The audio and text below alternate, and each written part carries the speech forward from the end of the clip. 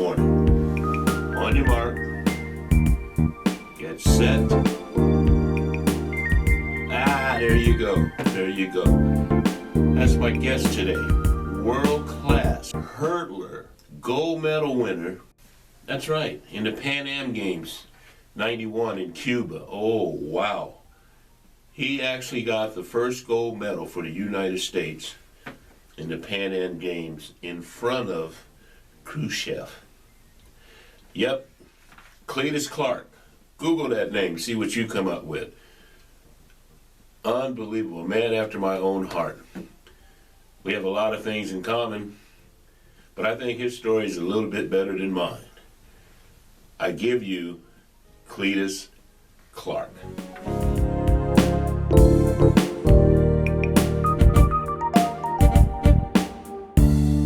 Good afternoon, golf fans. You know who it is, bmangolftti. I have the privilege of speaking with another golfer that is going to add his story for this week, Black History Month week. And I have for you a very talented golfer. He's been touted on verbally by Ernest Porter. Cletus Clark. You are on, my man. Thank you. Glad to be here. Glad to be here. All right. Now, how do you know Ernest? Ernest extended my clubs for me because I'm 6'4". Everybody says, "Hey, your clubs are way too short for you because you're too far bent over.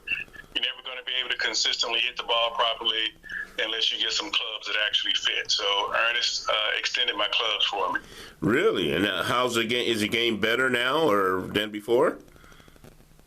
Yes, the game is better now. Basically, I had to relearn my clubs because hitting the ball farther with the same swing now. So ball is just flying off the club. So like most golfers, got to be consistent with everything. But yeah, the ball is definitely flying a lot farther. Oh, wow. That's good to know. That is good to know.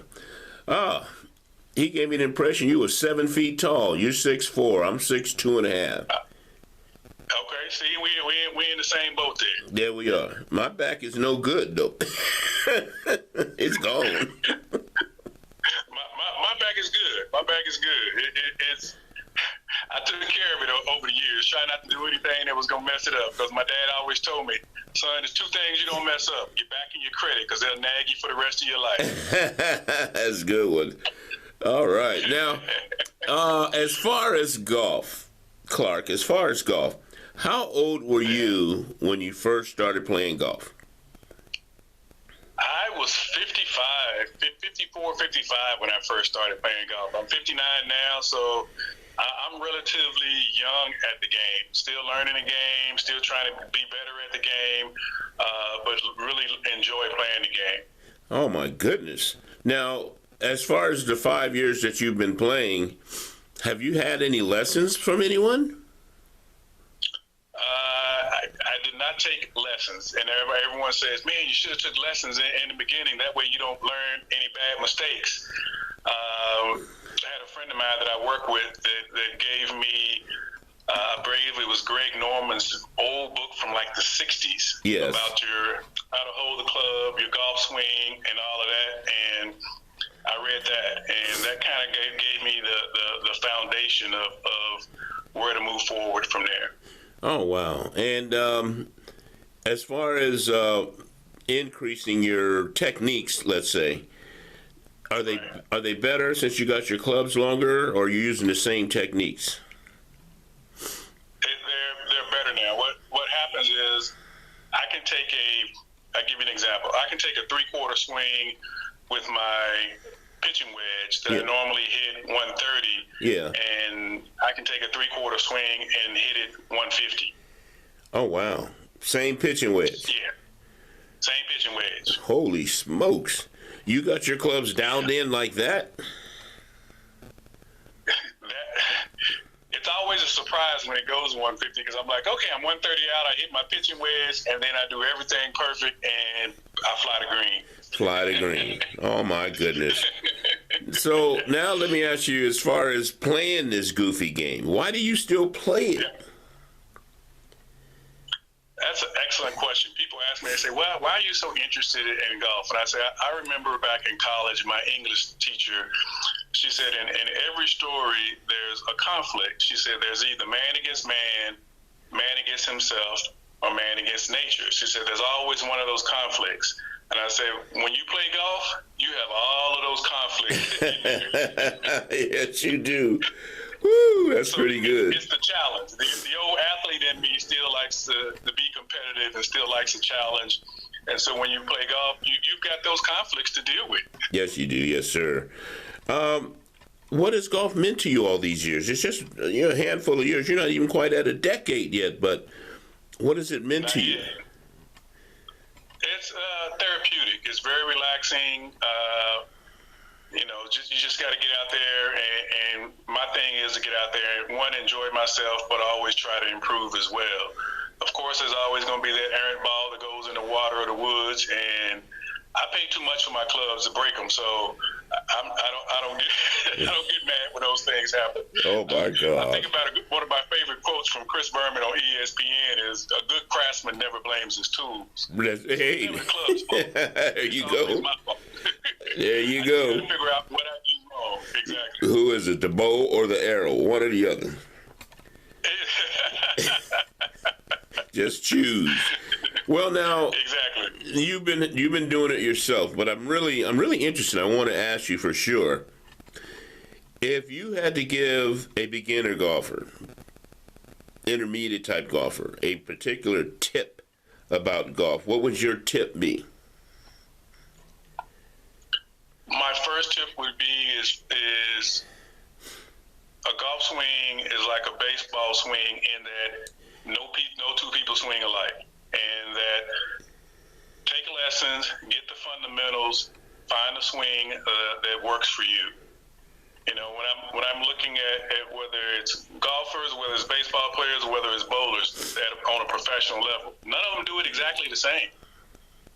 But they found a way to make their swing work for them. That's interesting. That's so true. That is so true. Now, you mentioned my athletic abilities back when I was a youngster. What other sports were you interested in before golf? I did basketball up until high school. Until I graduated high school. But I was ranked number 2 in the nation coming out of high school in 110-meter high hurdles. So that took me on to college at the University of Houston, where I did learn to putt because the golf team lived down the hall from me. And 3 of those guys ended up on the PGA Tour. And Billy Ray Brown, Steve Elkington, and Fred Couples. Oh, my God. So at least they taught me how to putt because they were always out in the hall putting. So What? Yeah. Was on the track team with Carl Lewis. Carl is 6 months older than I am. And then Clyde Drexler and I were freshmen together. So I had Clyde Drexler and Akeem Olajuwon. Dream came in the year after us. So it was a good time to be in school. We had a lot of talent back then. Oh, my God. And you didn't play on that Houston team? I would have had to beat Clyde out to start. So I decided I would just stick with track and get the career, the college education paid for. Now, you just touched a nerve. You just touched a nerve when you said track. When you said track. I had to go against Charles Rich, Henry Shipes. Okay. I know Henry Shipes' name, yeah. Davenport. I know Willie. No, I've met Willie personally. Oh, my God. Lance Babb. Lance and I are friends on Facebook still to this day. Oh, my God. Then you know Jerry Colton, then. I don't know Jerry. Oh, because Lance and Jerry are buddy. You can't hear, one's the finger and one's the nail.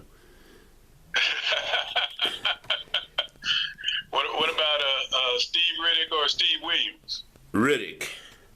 Yep, he ran for the Philly Pioneers back in the day. Oh, my God.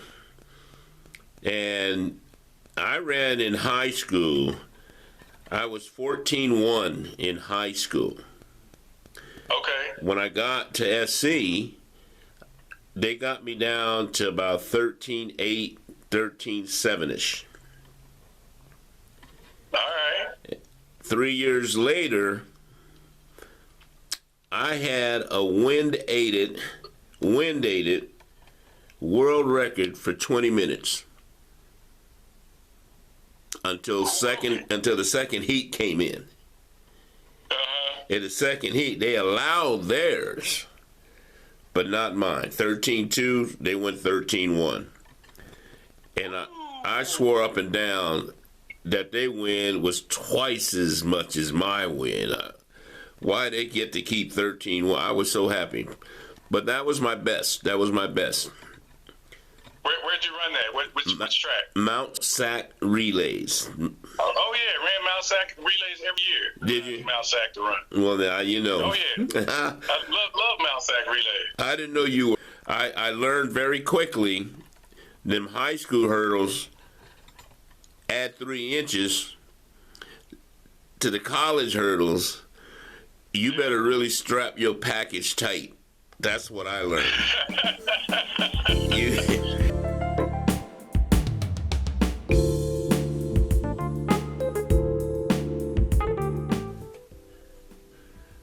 Well, how amazing was that?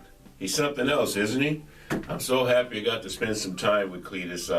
He's an amazing young man. He really is. And the things that he does, I can't believe he's still working, but he's a young puppy, so he can afford to keep working. He's a very interesting, well-spoken man. Ernest, thank you so much. I appreciate spending time with Cletus Clark, hurdler, businessman, and most importantly, golfer. You know how I always do, like B-Man will always tell you, putt him like you own him and rock the baby.